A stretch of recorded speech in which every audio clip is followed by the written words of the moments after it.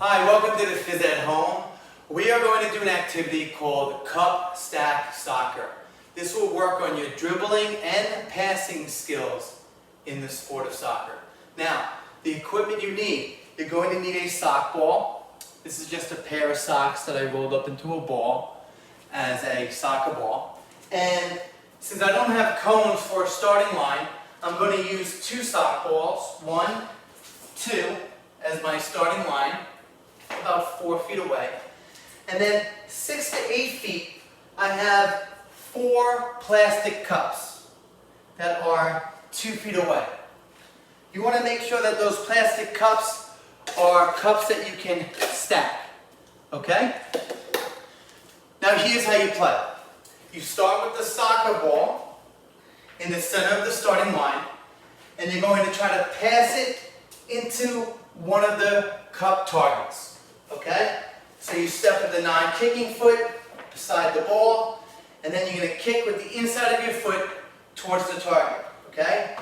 If you hit the cup, you pick it up, you place it right on top, you stack it on top, you retrieve your sock ball by dribbling it back, and then you aim again. Okay? If you miss, no big deal. Dribble it back, turn, and shoot again. Okay? If you miss, same thing.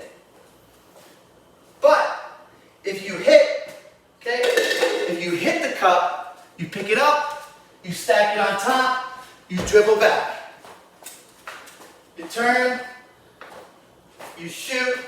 Let's say you hit this cup, you stack it on top, and then you dribble back, and let's say you shoot, but you hit the cup like this, you pick up all 4 cups, you head back to the starting line, and then the round is over. You have 1 minute. Let's see how Coach Gelardi does. The game begins in 3, 2, 1. Oh.